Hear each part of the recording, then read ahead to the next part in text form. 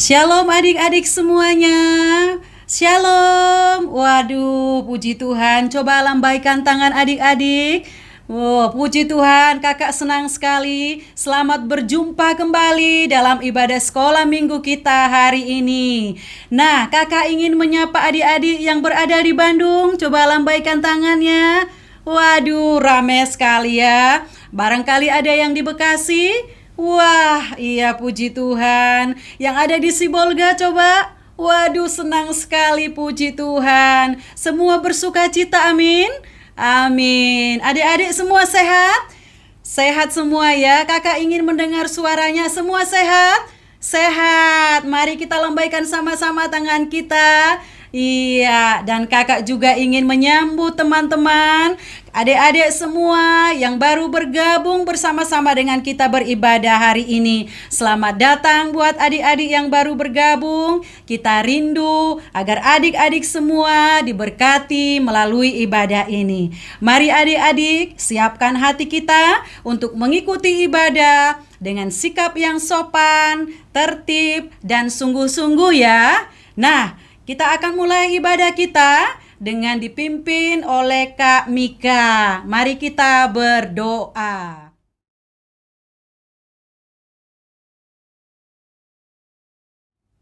Nah, sekarang waktunya kita akan memuji Tuhan. Siapa yang senang memuji Tuhan? Coba angkat tangannya, lambaikan. Waduh, semuanya melambaikan tangan ya. Kita rindu memuji Tuhan, kita rindu menyembah Tuhan saat ini. Mari adik-adik, siapkan hatimu ya. Kita sungguh-sungguh memberi yang terbaik melalui pujian kita, melalui penyembahan kita kepada Tuhan. Mari kita sama-sama memuji Tuhan.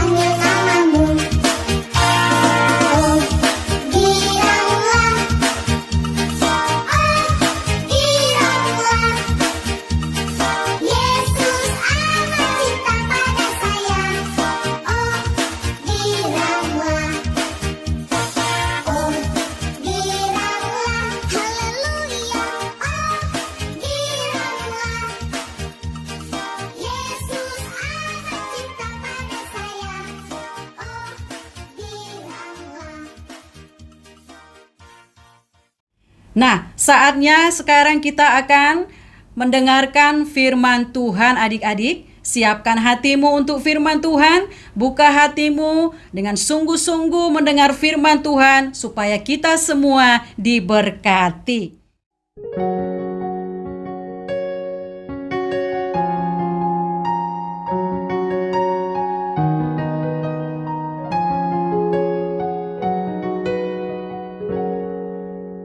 Firman-Mu pelita bagi kakiku, terang bagi jalanku. Firman-Mu pelita bagi kakiku, terang bagi jalanku. Saat ku bimbang dan hilang jalanku, tetaplah Kau di sisiku. Takkan ku takut, karena Kau di dekatku, besertaku selamanya.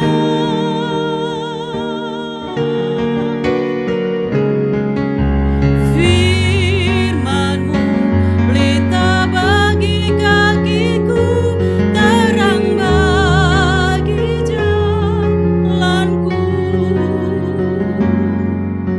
Firman-Mu pelita bagi kakiku, terang bagi jalanku. Saat ku bimbang dan hilang jalanku, tetaplah Kau di sisiku.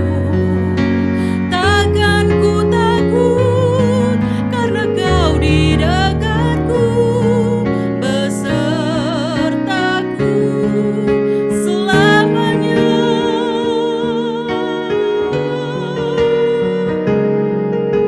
Firman-Mu pelita bagi kakiku, terang bagi jalanku. Terang bagi jalanku.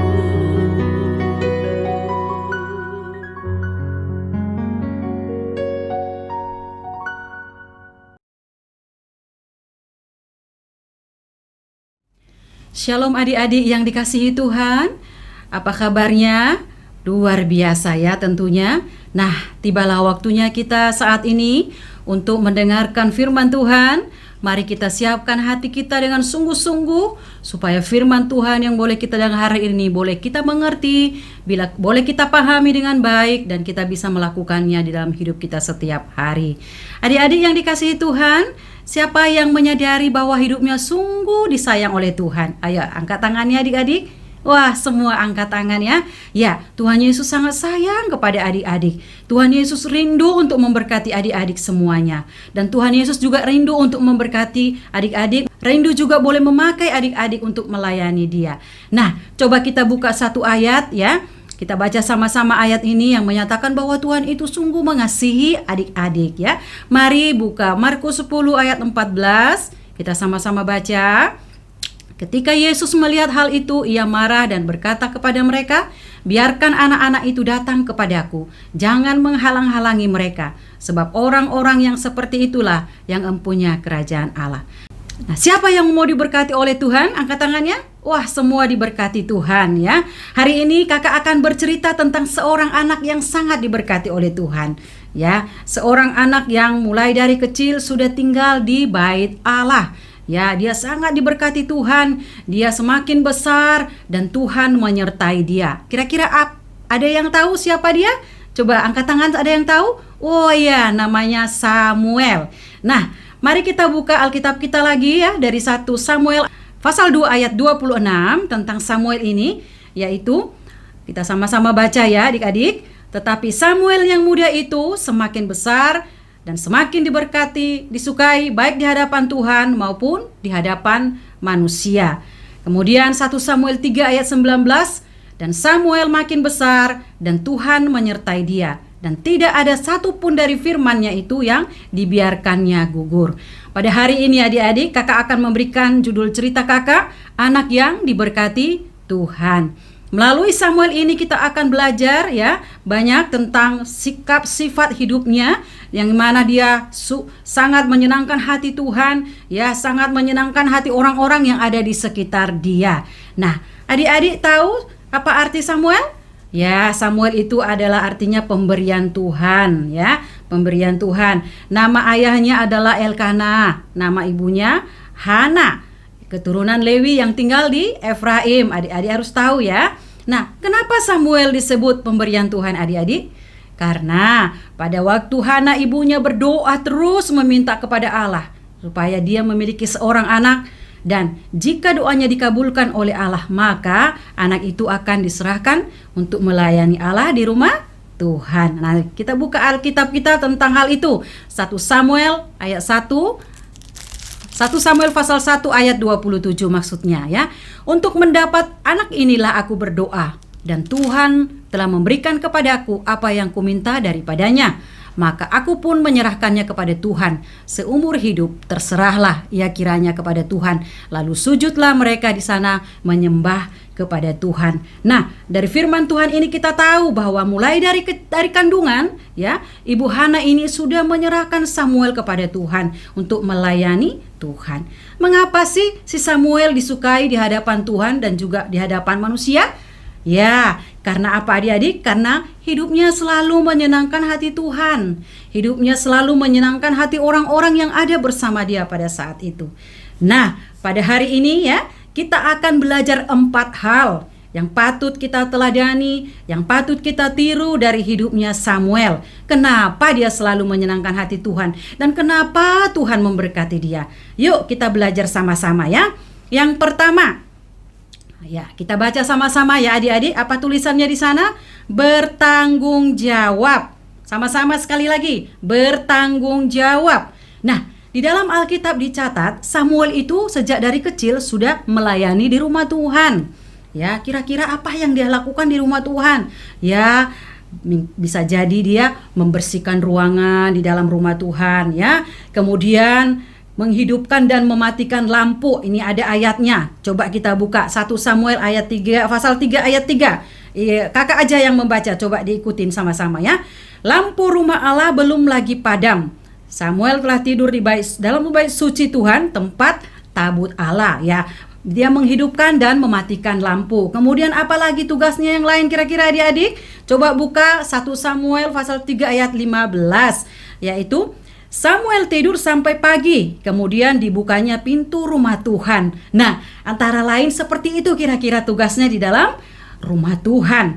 Nah, semua tugas yang Samuel lakukan itu dilakukan dengan senang hati, ya, dilakukan dengan ikhlas, dengan sungguh-sungguh, ya, dengan bersuka cita, ya adik-adik ya. Nah, coba lihat gambar di atas, ya, lihat. Gambar apa itu ya? Oh iya, ada anak yang lagi belajar, ada anak yang lagi mencuci piring, ada anak lagi sedang membersihkan ruangan. Kamu perhatikan deh mimik mereka. Apakah mereka melakukannya dengan sungguh-sungguh dan senang hati? Oh tentu ya. Jadi jikalau kita melakukan tugas dan tanggung jawab kita, mari lakukan dengan sungguh-sungguh dan senang hati. Nah, bagaimana dengan adik-adik semuanya? Sudahkah adik-adik melakukan tugas tanggung jawabnya itu ya, yang diminta oleh orang tua atau diminta oleh guru, ada PR di sekolah, atau kakak-kakak yang selama ini mengajar kita di sekolah minggu ada tugas kita? Apakah kita lakukan dengan baik ya? Kita memiliki tanggung jawab untuk melakukannya dengan baik. Nah, tapi tidak mudah ya adik-adik, zaman sekarang ini ya, banyak halangan-halangan yang membuat kita tidak fokus, tidak bisa melakukan tanggung jawab itu dengan baik. Ya, kira-kira apa ya? Ada yang tahu nggak? Iya, itu handphone. Ya, jika asik main handphone tanpa melihat waktu, ya, lupa waktu, lupa mandi, bahkan lupa makan. Sehingga apa? Tanggung jawab yang tadi orang tua beri, tanggung jawab yang guru kasih di sekolah ada PR-nya, tidak dikerjakan dengan baik. Tapi berbeda ya adik-adik dengan Samuel. Samuel melakukan tugas tanggung jawabnya dengan suka hati, sukacita, dengan sungguh-sungguh. Ya, dia melakukan itu semuanya. Ya, puji Tuhan adik-adik. Nah, sekarang kita lanjut ya, lanjut ke poin yang kedua. Kira-kira apa ya? Wah, ini sama-sama kita baca yuk. Tulisannya apa di sana? Taat. Taat itu artinya sama dengan menurut ya. Taat itu artinya apa sih? Ya, saat disuruh, saat diminta, tidak menolak, tidak bersungut-sungut ya. Sama-sama dibaca, itu ada tulisannya ya. Tidak suka menunda dan berkata entar. Terus tidak cengeng adik-adik ya. Wah, nah Samuel di dalam Alkitab dicatat, waktu dia dipanggil 3 kali ada suara yang memanggil dia. Kemudian Imam Eli berkata, pergilah tidur lagi. Apakah dia membantah adik-adik? Kok bolak-balik saya dipanggil? Enggak kan enggak gitu ya. Dia taat, dia menurut, dia enggak ngomel, dia enggak membantah ya. Dia taat saja ya adik-adik ya. Nah, kita patut meniru atau mencontoh ya. Nah, bagaimana dengan adik-adik di sini? Ya, kakak percaya semua adik-adik adalah adik-adik yang taat. Ya, kalaupun ada mungkin yang ada di luar sana ya. Kakak percaya adik-adik saat ini semua belajar untuk taat dan menurut. Nah, sekarang kita masuk ke poin yang ketiga. Wah, ini seru nih. Apa itu judulnya, tulisannya adik-adik? Berani tampil beda. Ada gambarnya ya, di situ ada 2 orang anak kecil. Nanti kakak ceritain itu arti gambar apa sih? Nah, mengapa sih Samuel disebut tampil beda adik-adik? Wah, pada zaman itu ya, Samuel ini kan tinggal bareng sama Hofni dan Pinehas, ya kan? Adik-adik tahu siapa Hofni dan Pinehas? Mereka itu adalah anak Imam Eli, anak pendeta Eli. Ya, ternyata hidup mereka tidak takut Tuhan. Mereka disebut orang dursila, orang yang tidak mengindahkan Tuhan. Bahkan di ayat Alkitab berkata sangat besar dosa yang mereka lakukan. Tapi adik-adik, Samuel tidak mau ikut-ikutan dengan Hofni dan Pinehas. Dia berani tampil beda. Dia berani, dia tidak mau ikut-ikutan dengan cara hidup si Hofni dan si Pinehas ya adik-adik ya. Nah, lihat ada di gambar sebelah ya, ada gambar itu, tulisannya apa itu? Kampungan, jadul, kolot, tidak gaul, gaptek. Pernah nggak kalian dengar kata-kata ini? Pasti sering ya. Nah, takut nggak adik-adik kalau disebut lu gaptek, lu kolot? Nggak usah takut ya adik-adik, karena memang kalau anak-anak Tuhan itu harus berbeda dengan anak-anak yang tidak mengenal Tuhan ya. Nah, anak yang memegang gitar kecil itu ya, dia itu berani berekspresi ya. Sementara teman-teman yang lain asik di warnet main game seharian ya. Sementara teman-teman yang lain asik keluyuran di mana-mana, tapi dia mau berkreasi, dia mau belajar. Meskipun penampilannya agak sedikit unik ya adik-adik ya, tapi lucu. Dia mau belajar, semakin dia banyak belajar semakin banyak yang dia tahu, semakin dia pintar ya. Nah, gambar yang di sebelah apa itu? Wah, ada seorang anak sedang menggembalakan kerbau. Wah, itu kalau memang di kota ya jarang ditemukan sekarang kerbau, adanya di desa. Ada yang pernah lihat kerbau? Wah, ada yang angkat tangan. Tentunya kerbau bukan hewan yang asing buat kita. Nah, anak ini lihat, apa sih yang dia pegang? Dia pegang buku. Sementara teman-temannya yang lain keluyuran main kemana-mana. Mungkin ada yang di warnet dari pagi sampai sore main game. Mungkin yang ada sedang pegang handphone di dalam kamar seharian sampai lupa makan. Mungkin ada yang sedang keluyuran kemana-mana ya. Tapi anak ini lihat, ya, dia menggunakan waktu itu sebaik mungkin. Dia sambil menjaga kerbaunya, dia sambil belajar ya. Dan kalau dia banyak belajar berarti dia makin pintar. Dia tidak mau ikut-ikutan. Biar deh orang bilang, teman-temanku bilang aku kampungan, aku jadul, aku tidak gaul, aku kolot, aku gaptek, nggak apa-apa deh. Nah, ada firman Tuhan yang berkata loh adik-adik, coba buka Alkitabmu ya, Roma 12 ayat 2. Ya, sama-sama kita baca. Kakak baca, kalian ikutin ya. Janganlah kamu serupa dengan dunia ini, tapi berubahlah oleh pembaharuan budimu, sehingga kamu dapat membedakan mana kehendak Allah, apa yang baik, yang berkenan kepada Allah, dan yang sempurna. Firman Tuhan udah bilang, jangan kita serupa dengan dunia ini. Berani tampil beda, seperti Samuel tadi kakak sampaikan. Dia gak mau ikut-ikutan sama Hofni dan Pinehas. Biarin aja, dia tetap takut akan Tuhan. Ya, adik-adik ya, puji Tuhan. Nah, kita sekarang masuk poin yang keempat. Ya, poin yang keempat itu ya, coba kita lihat. Wah, sama-sama kita baca ya, itu apa tulisannya? Seorang yang jujur. Samuel itu adalah seorang yang jujur. Itu ada 2 gambar serem ya adik-adik. Nanti kakak jelasin apa artinya. Jujur itu artinya apa ya kira-kira? Oh, berani berkata benar ya. Jujur itu artinya berani berkata benar. Samuel di dalam Alkitab ya dikatakan di sana, mulai dari kecil, dewasa sampai dia tua itu adalah dia seorang yang jujur. Dia pernah ya bertanya kepada orang-orang yang ada di sana bersama dia. Pada waktu itu dia bilang begini, "Jikalau ada yang aku lakukan terhadap kalian, misalnya menerima suap, memeras orang, merampas milik orang lain selama aku hidup, maka aku akan menggantinya." Tapi orang-orang yang ada di sekitar situ bilang sama dia, "Enggak ada Pak, enggak ada. Kamu tidak pernah melakukan hal itu terhadap kami. Kamu itu jujur." Nah, dari sana kita bisa melihat ya bahwa Samuel adalah seorang yang jujur selama hidupnya. Enggak mudah loh adik-adik ya mencari orang yang jujur ya. Jujur itu tidak langsung spontan tiba-tiba jadi jujur, tidak. Itu ada prosesnya. Mulai dari kecil ya kita diajar sama orang tua kita untuk belajar jujur. Nanti makin dewasa, makin tua, kita semakin menjadi orang yang jujur ya. Memang tidak mudah, banyak tantangan yang kita hadapi, banyak godaan yang kita hadapi, tapi kalau kita ingat firman Tuhan, kita pasti akan tetap belajar jujur. Nah, perhatikan gambar di sebelah ya adik-adik. Coba kita lihat sama-sama itu. Ada yang pakai tanduk, itu siapa ya kira-kira ya? Nah, buka Yohanes 8 ayat 44 supaya adik-adik yakin, oh bener, ternyata orang yang bohong itu suka bohong, orang yang tidak jujur itu, orang yang suka berdusta itu bapaknya iblis. Coba kakak bacain ya. Iblislah yang menjadi bapamu dan kamu ingin melakukan keinginan-keinginan bapamu. Ia adalah pembunuh manusia sejak semula dan tidak hidup dalam kebenaran, sebab di dalam dia tidak ada kebenaran. Apabila ia berkata dusta, ia berkata atas kehendaknya sendiri, sebab ia adalah pendusta dan bapa segala dusta. Nah, serem ya. Siapa yang mau bapaknya iblis? Kakak sih nggak mau ya. Terus orang yang suka berbohong, orang yang suka berdusta itu tempatnya bukan di surga adik-adik, tapi di mana yo? Di neraka. Coba buka Wahyu 21 pasal ayatnya yang ke-8.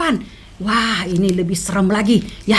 Wahyu 21 ayat yang ke-8. Firman Tuhan di sana dikatakan, "Tetapi orang-orang penakut, orang-orang yang tidak percaya, orang-orang keji, orang-orang pembunuh, orang-orang sundal, tukang-tukang sihir, penyembah-penyembah berhala, dan semua pendusta, mereka akan mendapat bagian mereka di dalam lautan yang menyala-nyala oleh api dan belerang." Di mana itu adik-adik? Di dalam neraka. Ngeri ya adik-adik ya. Nah, jadi mulai sekarang kalau adik-adik masih ada yang suka bohong-bohong dikit, jangan ya. Jangan lagi ya. Belajarlah untuk menjadi seorang anak yang jujur. Nah, adik-adik yang dikasihi Tuhan, ya, sampai di sini apa adik-adik paham dengan apa yang kakak sampaikan? Puji Tuhan. Jika adik-adik sudah mengerti, kakak akan ulangi sekali lagi dari awal ya. Ada 4 hal yang perlu kita pelajari ya dari kehidupan Samuel, supaya hidup kita menyenangkan hati Tuhan, supaya hidup kita boleh diberkati oleh Tuhan. Yang pertama, sama-sama yuk kita baca, bertanggung jawab. Yang kedua apa? Taat atau menurut. Yang ketiga, berani tampil beda. Dan yang keempat, menjadi seorang anak yang jujur. Nah, bagaimana adik-adik? Semua mengerti ya? Nah, oleh karena itu, pada saat ini juga ya, kakak ada memberikan tugas kepada adik-adik tentang Samuel juga ya. Coba diperhatikan di layar ya. Ada prakarya yang adik-adik bisa buat di rumah. Ini tidak membutuhkan uang, tidak perlu mengeluarkan uang. Bisa berupa kertas dari apa saja dan tali apa saja. Boleh dihias, boleh dibuat seunik mungkin, dikerjakan dengan penuh sukacita. Malahan mungkin bahkan lebih bagus dari apa yang kakak buat. Nah, minggu depan nanti tunjukkan kepada kakak-kakak pengajar selanjutnya. Nah, demikianlah adik-adik firman Tuhan yang boleh kakak sampaikan siang hari ini. Terima kasih buat kesungguhan adik-adik untuk mendengarkan cerita firman Tuhan hari ini. Kakak percaya adik-adik diberkati oleh Tuhan. Mari kita berdoa. Puji syukur kepadamu Tuhan Yesus. Kami boleh mendengarkan firman Tuhan melalui cerita Samuel Tuhan. Biarlah kami boleh belajar menjadi anak yang bertanggung jawab, anak yang berani tampil beda, anak yang taat, anak yang jujur. Tuhan memberkati semua kami adik-adik yang hadir pada siang hari ini. Tuhan memberkati orang tua kami. Biarlah kiranya berkat Tuhan melimpah di dalam kehidupan kami. Terima kasih Tuhan, Engkau materaikan firman-Mu yang boleh kami dengar siang ini. Di dalam nama Tuhan Yesus Kristus kami berdoa. Amin. Nah, setelah kita mendengar firman Tuhan yang disampaikan oleh kakak tadi, ya, kita percaya ya, banyak berkat yang kita dapat. Coba angkat tanganmu, lambaikan siapa yang diberkati adik-adik. Waduh, semuanya angkat tangan, semuanya melambaikan tangannya ya, semua diberkati, amin. Nah, saat ini tiba waktunya kita akan memberikan persembahan ya, siapkan persembahanmu sembari kita menaikkan pujian kepada Tuhan.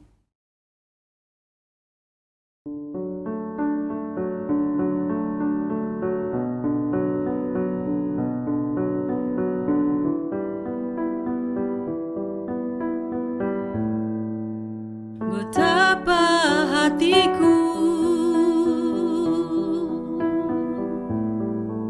berterima kasih Yesus, Kau mengasihiku, Kau memilikiku.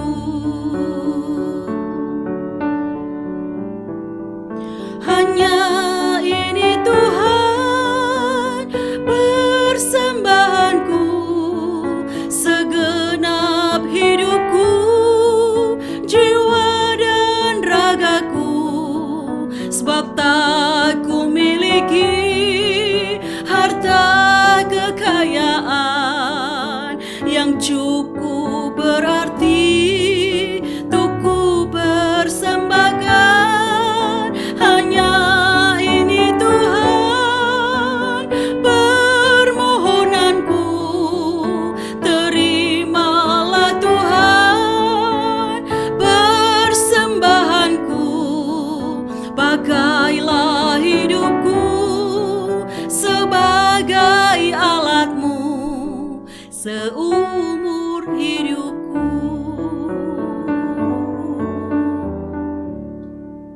Betapa hatiku berterima kasih Yesus, Kau mengasihiku,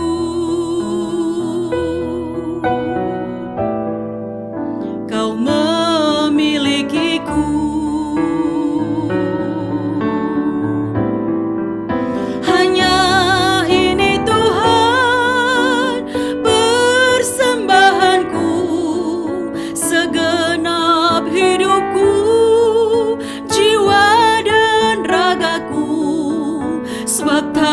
Aku miliki harta kekayaan yang cukup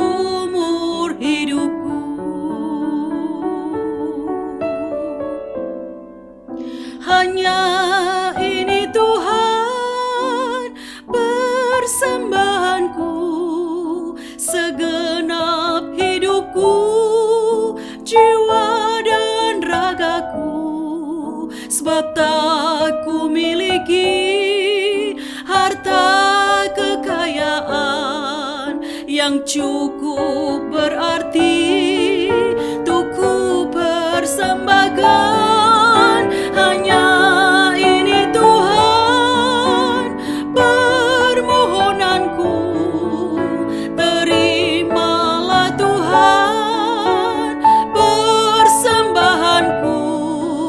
Pakailah hidupku sebagai alatmu seumur hidupku.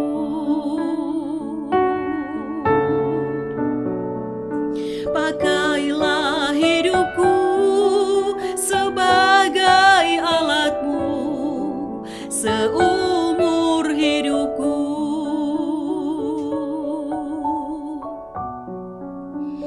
Pakailah hidupku sebagai alatmu seumur hidupku.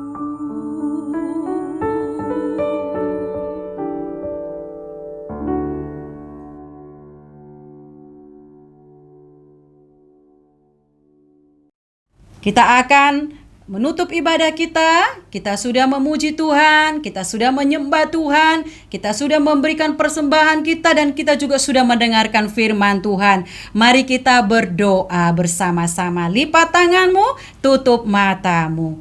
Tuhan Yesus yang baik, kami bersyukur kepadamu karena Engkau telah menyertai ibadah kami dari awal sampai selesai. Semua yang boleh kami persembahkan Tuhan, adik-adik di sini melalui pujian, penyembahan, bahkan persembahan mereka dan firman Tuhan yang boleh kami dengar. Biarlah semua itu Tuhan bagi kemuliaan nama Tuhan, kami diberkati oleh Tuhan. Terima kasih Bapa, biarlah segala puji syukur hormat bagimu. Berkati adik-adik kami sepanjang 1 minggu ini, berkati keluarganya, berkati papa mama, berkati kakak adik, berkati kakak-kakak pengajar kami Tuhan, bahkan berkati keluarga besar kami. Kami serahkan kehidupan kami sepanjang minggu ini ke dalam tangan Tuhan, dan pertemukan kami kembali minggu depan di dalam ibadah kami. Kami juga boleh mengajak teman-teman kami boleh beribadah bersama dengan kami. Terima kasih Tuhan Yesus.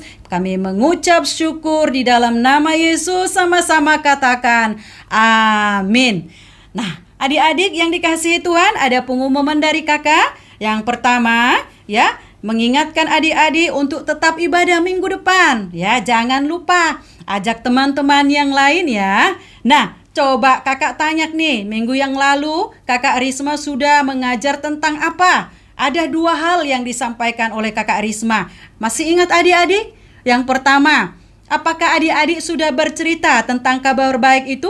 Yaitu tentang surga kepada papa, kepada mama, kakak dan adik, dan siapapun yang adik-adik temui sepanjang 1 minggu ini. Apakah sudah adik-adik lakukan? Itu tugasnya bukan? Dan yang kedua, ya, catat ayat Alkitab, membuat sebagai pembatas Alkitab. Yang untuk cowok, ayatnya di dalam Efesus pasal 2 ayat 8 sampai 9. Coba yang cowok angkat tugasnya, boleh kakak lihat? Wah, iya, ada yang mengangkat, berarti dikerjakan dengan baik. Yang untuk cewek masih ingat? Ayatnya Efesus pasal 2 ayat 10. Coba yang cewek angkat, lambaikan di depan kamera. Wah, puji Tuhan, semua mengerjakan dengan baik. Berarti adik-adik semua ya melakukan tanggung jawabnya dengan baik. Kakak senang, terlebih lagi Tuhan Yesus. Nah, jangan lupa juga ya tugas yang tadi kakak sampaikan ya, supaya minggu depan adik-adik boleh menunjukkannya juga di kamera bahwa adik-adik mengerjakannya di rumah. Untuk itu, kakak mengucapkan terima kasih untuk adik-adik yang boleh hadir ibadah hari ini, mengikuti ibadah kita hari ini. Kakak percaya adik-adik semua, keluarga besar kita diberkati Tuhan sepanjang 1 minggu ini. Sampai bertemu kembali ya minggu depan. Jangan lupa ya, bawa teman-teman yang lain untuk beribadah. Tuhan Yesus memberkati. Dah.